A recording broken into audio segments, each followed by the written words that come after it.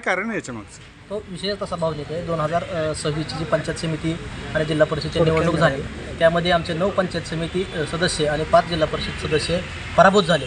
यानंतर आम्ही फक्त मंथन बैठक घेतली. ते कोणाच्या विरोधात नव्हती, परंतु त्या ठिकाणी कुणीतरी अज्ञात व्यक्तीनं AIच्या माध्यमातून म्हणा किंवा कुठल्या माध्यमातून एक व्हिडिओ सोशल मीडियावर झाल्याचं व्हायरल झाल्याचं आम्हाला चित्र दिसलं. त्यामध्ये जिल्ह्याचे खासदार ओमराजे निंबाळकर यांनी अतिशय चांगल्या पद्धतीनं काम करूनसुद्धा त्या ठिकाणी त्यांची नाहक बदनामी झाली. या गोष्टीचं मनापासून दुःख वाटलं.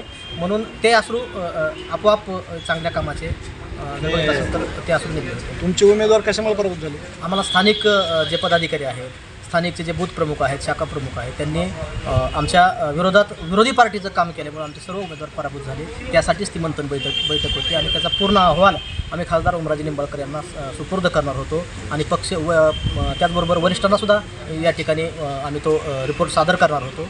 याच अनुषंगाने कुठेतरी अज्ञात व्यक्तीनं हे कारस्थान करून खासदार ओमराजे निंबाळकर यांची अतिशय खालच्या पातळीवर बदनामी केली. त्याचं दुःख या ठिकाणी मनापासून वाटतं. आता विरोधात काम केलेल्या लोकांवर काय करणार? आम्ही त्या ठिकाणी पक्षश्रेष्ठींकडे, पदाधिकारी म्हणून पक्षश्रेष्ठीकडे, तर जिल्ह्याचे खासदार म्हणून ओमराजे निंबाळकर यांच्याकडे त्या पदाधिकाऱ्यांची हकालपट्टी करा हीच मागणी आम्ही त्या ठिकाणी करणार आहोत. हा व्हिडिओ व्हायरल झाल्यानंतर खासदारांचं तुमचं काय बोलणं झालं? सध्या कुठल्याही प्रकारचं बोलणं खासदार ओमराजे निंबाळकर यांच्याशी झालेलं नाही. आम्ही निश्चितपणे या पत्रकार परिषदेनंतर उद्या किंवा परवा खासदार साहेबांची वेळ मागू आणि त्यांना त्या ठिकाणी आपण जर बघितलं तर प्रत्येकाला आधार दिला पाहिजे. याच भावनेतून आम्ही प्रत्येकानं एकमेकांना फोन करून त्या ठिकाणी काय घडलं, कसं घडलं, म्हणजे प्रत्येकाचेच फोन येत होते की या ठिकाणी शाखा प्रमुखांनी काम केलं नाही, बूथ प्रमुखांनी काम केलं नाही. मग तो विचार विनिमय करण्यासाठी आम्ही ती आमच्या कुटुंबात बैठक लावली होती. ती पक्षाची अधिकृत बैठक नव्हती आणि त्याचाच काही पत्रकारांनी जो बातम्या दिलेल्या आहेत पेपरला, स्थानिक ह्याला, तर त्याच्यामध्ये सुद्धा खासदार ओमराजे निंबाळकरांचं नाव नाही किंवा जिल्हा प्रमुख रणजित पाटील यांचं नाव नाही किंवा स्थानिक कुठल्या नेतृत्वाचं नाव नाही त्या ठिकाणी. परंतु नेतृत्वाने जे पदाधिकारी आहेत त्या पदाधिकाऱ्यांनी काम केलं नाही हा सर्व उमेदवारांचा आरोप होता.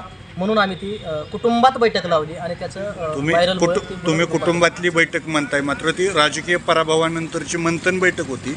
कुठंतरी नेत्यांना डावलून ती बैठक घेत भाजपमध्ये किंवा इतर पक्षात जाण्याचा तुमचा तो विचार आहे असं त्यातून एक चर्चा सुरू झाली. असं कुठल्याही प्रकारचं त्या ठिकाणी चर्चा झाली नाही.